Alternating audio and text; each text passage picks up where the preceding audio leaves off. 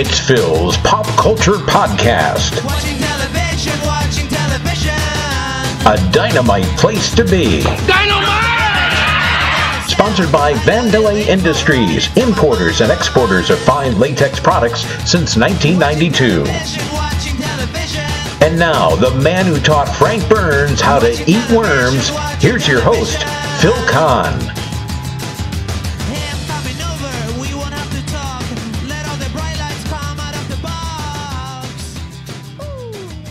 And thank you, John Meany, wherever you are. You know, John, there are many words I could use to describe you, but sad sack isn't one of them. But you know who I would call a sad sack? Today's guest, actor-comedian Fred Stoller.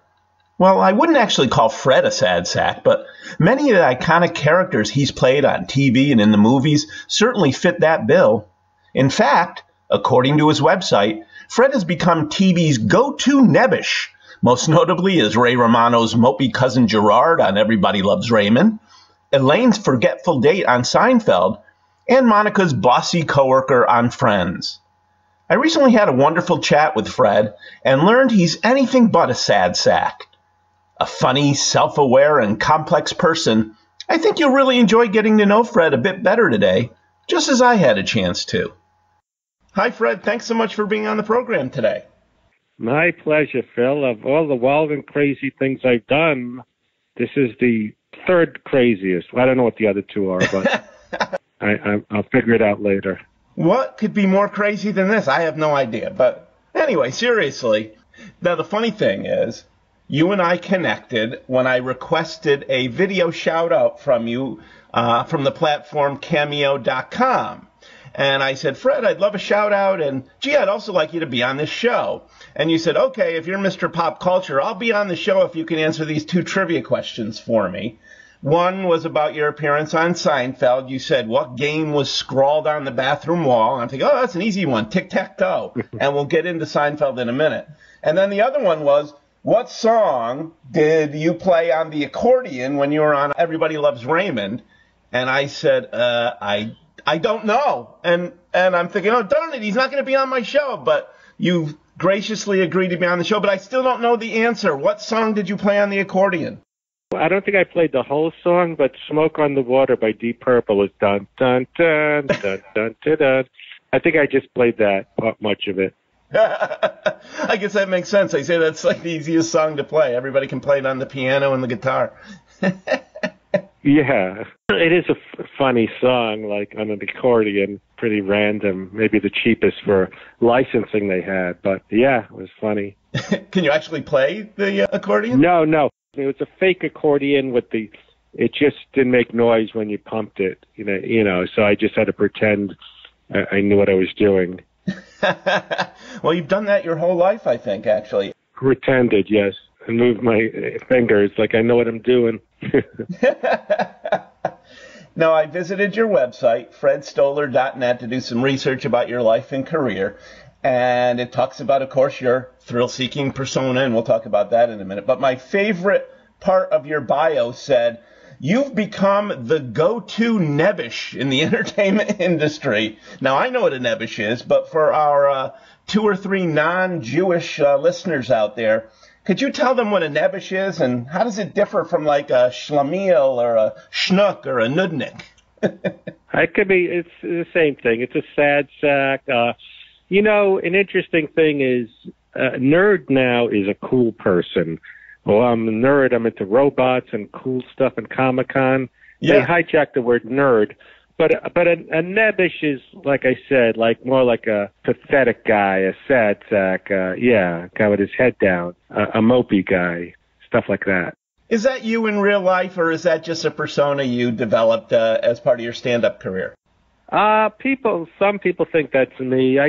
It's exaggerated. I mean, but the funny thing is I would have auditions and I'm being myself and they go, not so pathetic. So I exude something, but I don't think I'm as pathetic as some of those parts I play. But like I said, some people will argue.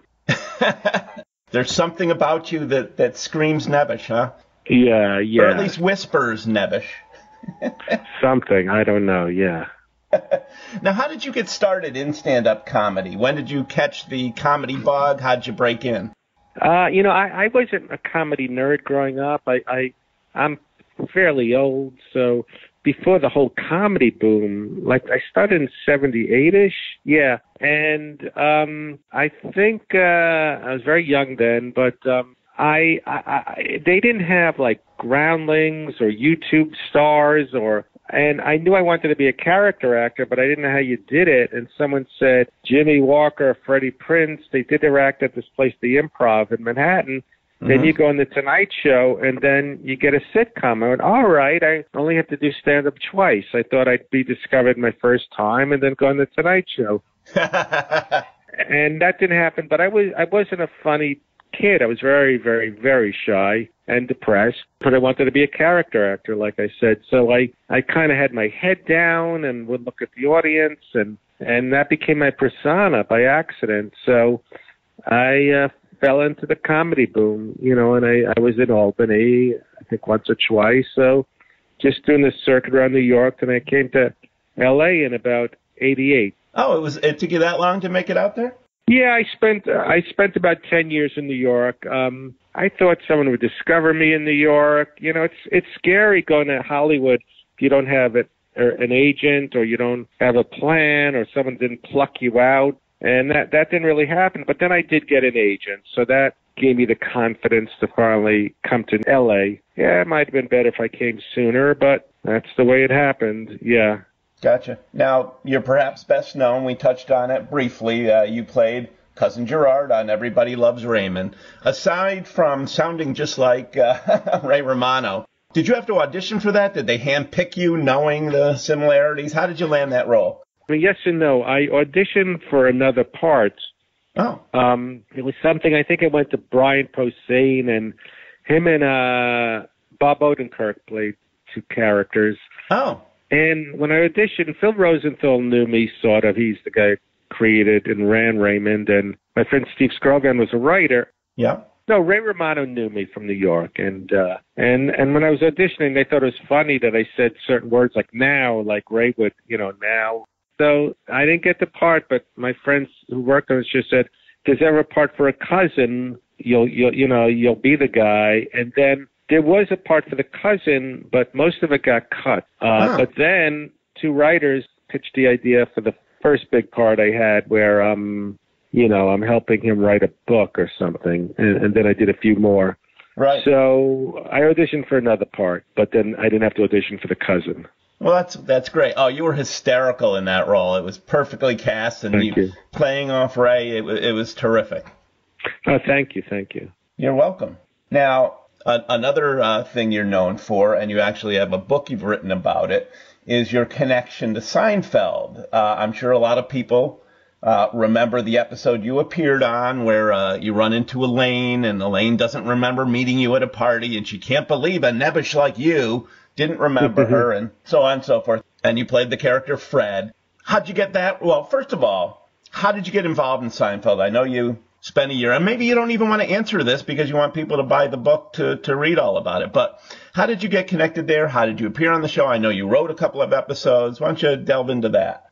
Well, I knew Larry David from the stand-up years in New York, and the same guy I mentioned, Steve Scrovan, was a comedian and then became a writer. He had a surprise birthday party, and Larry David came there a little later. He goes, "I don't have to do surprise. I'm coming later," And so he knew me from New York, and again, you're like a pathetic loser, Yeah. And so at that time, they were using a lot of stand-ups, like on staff, and they were eating them up and spitting them out, like, come up with all your ideas, and then they couldn't. And so he asked me to write a spec script. That's, your idea for Seinfeld. And he goes, write it. Nothing will happen, but I will read it. And I wasn't going to do it because it kept saying nothing will happen. But I said, people would kill to have Larry David read their Seinfeld spec script. Yeah. So I came up with an idea, and I was on staff that season, and it was a little crazy. Larry David is sort of what he's like on Curb Your Enthusiasm, and I was a nervous guy, and I would try to get out of his way. And, so first I wrote that Kindle single called My Seinfeld Year, about writing on Seinfeld. Then the book Maybe We'll Have You Back, about being a perennial TV guest star, came from that. Yeah. Now, as far as writing, did you write the Soup Nazi episode or that portion of the episode? No. I wrote the one that was based on a true story, The Soup, where in real life, this annoying comedian gave me an Armani suit and he wanted a meal for it. And we went to this Jerry's Deli and he had soup and soda. I had soup. Came to $20. He goes, I'm going to save the meal for another time. So that was the one with Kenny Banya where right. But you had soup. Soup's a meal. No, it's not. So that became the episode. Oh, so when I read that you did the episode called The Soup, I'm thinking Soup Nazi. But I remember the soup and the suit, and Banya wanted A lot of people get them confused. So, so it's based on a real person who auditioned to be Kenny Banya, but he didn't get it. So, yes, that was a fun episode. That was a great episode. In my life, we got to use. That is great. Now, did you also write, and I could be wrong about this too, the scene with Kramer and the chimpanzee? That's correct. There was, based on a true story, when I was a kid, our family went to a place in Florida called Monkey Jungle. The monkeys, they're above you. And I remember as a kid, these grown men, well, they may have been teenagers when I'm a kid, what's a grown man? It's probably, but they were throwing rocks at the monkeys. They weren't hitting them, but the woman goes, what are you throwing rocks at monkeys for? Yeah. And the guy goes, they started it. So that always stuck in my head. They started it. They're monkeys. So I told that to Larry David, and so we used that storyline where Kramer has to apologize to a monkey. Oh, that is great. That was another very, very funny episode. Thank you. So you were only there a year? You couldn't stay out of Larry's way longer than that? You'll read the thing, how crazy it was. But, right. I was only there one season. That's why it's called my Seinfeld year. I was just there 1 year. But the next season I came back, they gave me the part. They had me in mind. So that was good. That was another funny episode. You remember the whole tic-tac-toe thing and where the O's and X's were and from the bottom corner right, up or whatever. You remembered everything about that, but didn't remember Elaine. That was so funny. Right, you're right. Now, you mentioned the other book, the Maybe We'll Have You Back, The Life of a Perennial TV Guest Star. And by the way, all these books are available on your website, fredstoller.net. There's a little plug for you. It seems you've been on practically every show out there. Of the old days. Yeah, not so much these days, but of the 90s with lots of sitcoms. Yeah, Murphy Brown, The Drew Carey Show, Wings, Friends. So why not anymore? Are you a has-been, according to the industry, an old man? Well, I did a Modern Family, and I did a bunch of kid shows. I think it's a combination. I'm older, and TV, a lot of shows are different. I'm from the era when, like I said, they go, not so pathetic or don't be so funny. Things got a lot more real. You know what I mean? Where they don't have like those two-line parts where everyone's, Jerry, give me the bread, or, where everyone's a character. Everyone is a real person where it's like not as comedic. So, and there's not as many sitcoms as there were. So, but, I did a lot of voiceovers. Those are more fun. And I like to, I just did a new show that's coming out, the CBS show. I don't know what it's called yet. But I did a few episodes, so little things, but I don't fit into puzzles. So either they want me or they don't. And you've stopped trying to change yourself to fit what they want. They either take you or leave you as you are, right, Fred? Exactly. Everyone, including my cat. They can't change for them. So what has been your favorite? We'll get to your movies in a second, but what has been your favorite TV role then today?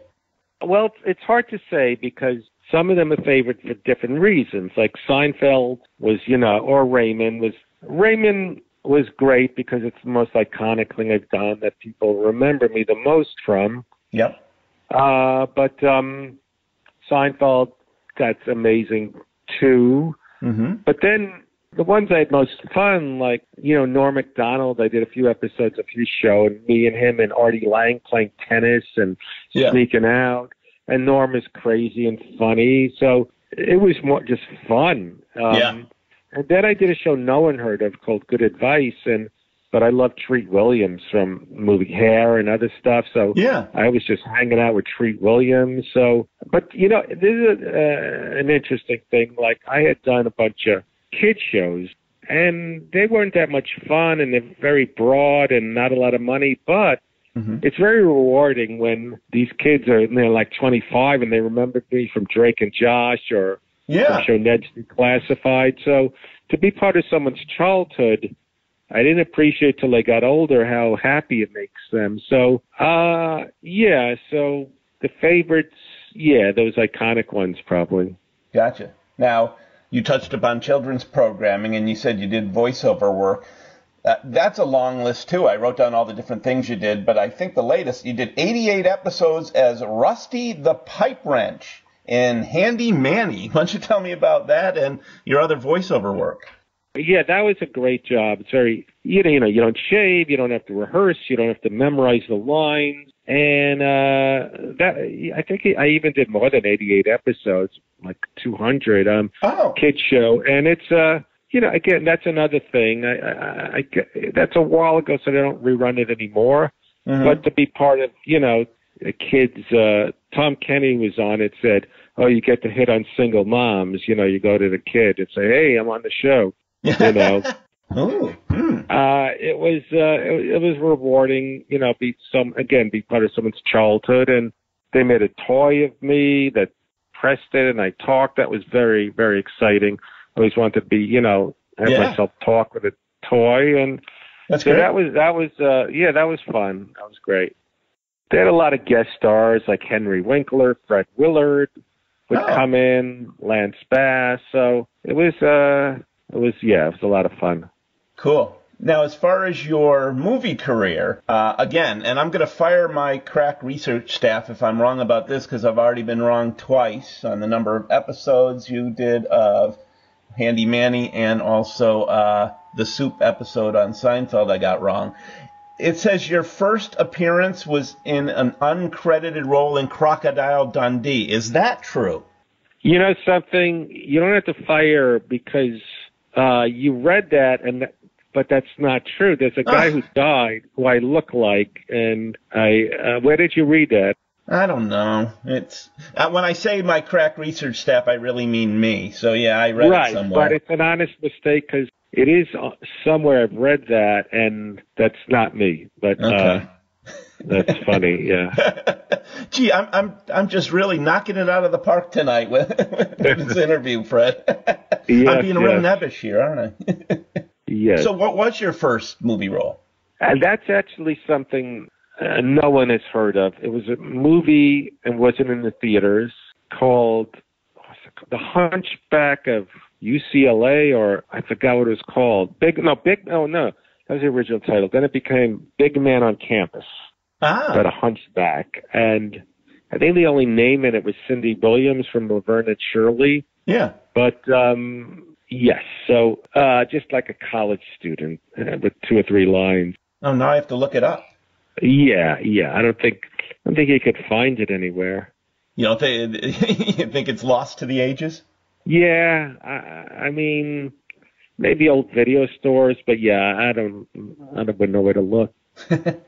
Well, I guess your most iconic movie role was in Dumb and Dumber as the quote-unquote anxious man at the phone. I'm sure a lot of people come up to you and quote that line to you, don't they? Yeah. Maybe when I was younger, movie was fresher. Mm-hmm. Yeah, and I don't wear glasses too much in real life, so. But yeah, people love that a little bit. Yeah, that was great. So, based on the book, maybe we'll have you back. Would you have preferred, or are you still hoping that you could land a role on a sitcom, for example, that's not just a recurring role, but a regular role? Is that something you've wanted or still want? Yeah, when I wrote the book years ago, I was more hopeful, and now that I'm older, and I think I was more like frustrated that, hearing them talk at the craft service about their boat or their new second house or what they're wearing at the Emmys. Mm-hmm. No, I'm not as frustrated. Oh, if I'm not back, or I'm older, I'm more appreciative. I'll just make different appearances. It still would be great, but I'm not as frustrated as I was. Yeah, I enjoyed writing. I enjoy expressing myself. I think more. I mean, it would be great to be a regular on a sitcom, but I still love it, but I'm not as, it's got to happen, better happen. So you're willing to live without a boat or a second house if that's what it comes down to? Exactly, or a first house. It's not about the money. I think you hit the nail on the head, Fred. As you've gotten older, you've gotten wiser. It's about the experience. It's about having adventures, and I got to a point, to be honest, I got tired of these cattle call auditions. Yeah. Cattle call. And I got to a point where I said, my goal is to not do things that make me miserable. And some of them were just like, I've auditioned for these guys already. I'm waiting around people 20 years younger than me for an hour in a room. Yeah. So it got to be, yes, about not doing things that make me miserable and, appreciating what I've done and stuff. So what kind of things moving forward would not make you miserable? What are there roles you haven't played that you'd like to play? I would love to, and I don't know how it happens, do something more dimensional like a Stu Buscemi, or just play a guy that's more of a real person than just a prop. Like, I am the schmucky guy. I'm bringing the food into the door. Right. Right. Yes, rather than just I played a lot of teachers that were like Ben Stein, like, class, do this. Right. So, I'd like to play like a cop or a bad guy, or maybe a drama, something a little different would be great. What about Shakespeare? Have you thought about maybe Macbeth? I started. No, I'm just kidding. No, I don't have a love for theater, watching it or performing. I don't have a burning desire to be in a play. So I know you're kidding, but that was my serious answer. Oh, that's fine. It doesn't have to be joking answers. I want to see all sides of you. Serious, funny. Exactly. Well, I've been holding back on the funny, but... No, this has been great. I'm just kidding. I do have a final question for you that I like to ask some guests, and I'm particularly interested to ask you this question. If you could have dinner with any 4 people, living or dead, who would they be? And I typically answer by picking 4 dead people because then I could eat all the food. But seriously. Well, you know something? I didn't have a dinner, but I sort of had a coffee with Quentin Tarantino, who could I ask you how old you are? Yes, I am 56. Okay, then you may know. Did you know who Paul Mazursky was? Sure. Okay, before he died, there was a table at Farmer's Market I was privileged to be part of, and there'd be a lot of character actors. There's a guy, he's still there, his name is Ronnie Shell. Oh, I know Ronnie Shell from Gomer Pyle, yeah. Yeah. Jack Riley, who died, he was from the Barb Newhart show, Mr. Carlin. Loved him. And so those guys, along with George Siegel, who, he was a star in the 70s. Now he's on the Goldbergs and stuff. And so once Quentin Tarantino, and I wrote about this in my book, I wanted to meet him because not just that I love his movies, I love his passion about movies, and I was hoping he would recognize me and my fantasy of being in a drama, but he had no idea who I was, which was a little crushing because he's a pop culture guy. Yeah. But so that's a guy that I did want to fit. But let me think. There's a guy, all right, to get new agey, there's a guy named Alan Watts, who I've been listening to him on YouTube. He was a precursor to Deepak Chopra. He was like really into existential, not reality stuff. Is he still alive? No, he's not alive, so he's a dead person. Okay. Alan Watts, let me think. But my favorite era was the 70s movies. So when I was on Raymond, I got to sit and talk with Charles Durning, who was from Dog Day Afternoon, who I love, and Peter Boyle, who was in a lot of those great movies. Young Frankenstein. Yeah, he was great. And George Siegel, the Hot Rock. So, but that's let me think. Any historical figures like Moses or Jesus or maybe George Washington, or perhaps an iconic movie star like John Wayne or Marilyn Monroe? I love the 40s. I love the 40s era in Hollywood.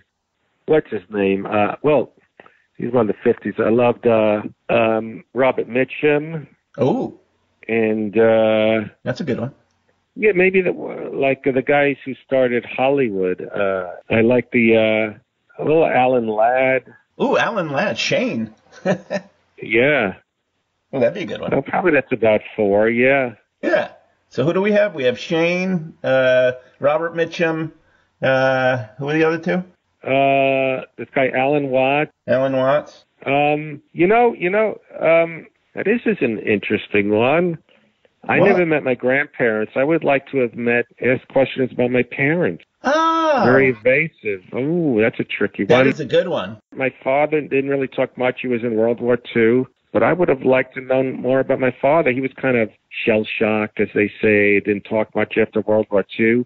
Yeah. But he was a good man, very good man. And I don't really know much about him. So that's a good one, yeah.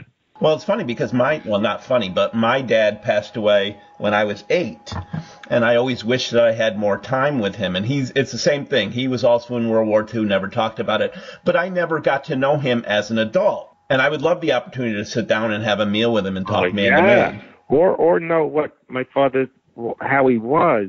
Yeah. Or like, my mother is neurotic and nutty, and I said, "Go, what were you like?" I would like to know why she was like that. So I was only born with one grandparent, and he died when I was like 5. So yeah, I'd like to, that'd be interesting. Yeah, like Ancestry.com stuff. Yeah. Oh, there you go. Okay, I'll make the reservations for you guys, and we'll get that going. All right. Well, Fred, I really appreciate you taking the time to be on the show. Even though I didn't get both of your trivia questions correct, you were still gracious enough to agree to be on. Yeah. Well, you were one of my first cameo requests, so thank you for that. Oh, yeah. And people can go to cameo.com and look you up and get a celebrity shout-out from you, right? Absolutely. Now, what if, I know you can also buy your books. I was interested in buying an autographed photo of you, but it doesn't look like you sell those on your site. How can folks get that? I'm trying to generate revenue for you. I do. I still have my paperback, and I throw in a signed postcard. So if you just find me on Venmo or PayPal, then $20 and give your address, and I send the book. Oh, do you hear that, listeners? Get the book. He'll throw in a signed postcard and just find them and send them money. You get the packaging and the postage and the book. Nice. I think I'm going to do that as soon as we get off the phone. All right. Well, Fred, once again, this has been a lot of fun. I wish you nothing but the best. All right, Phil. Well, you have a great night. You too, Fred. Take good care. Okay, thanks again. I'd like to thank today's guest, Fred Stoller. Fred, I was so glad to learn you're nothing like your nebbishy on-screen characters. You were extremely interesting and fun to talk to, and I appreciate you taking the time to be on my show. Heck, you were so good, maybe I'll even have you back. Watching television. We hope you've had a dynamite time listening to this edition of Phil's Pop Culture Podcast. Join us again next time for another stroll down memory lane. Until then, let's be careful out there. Watching television. Watching television.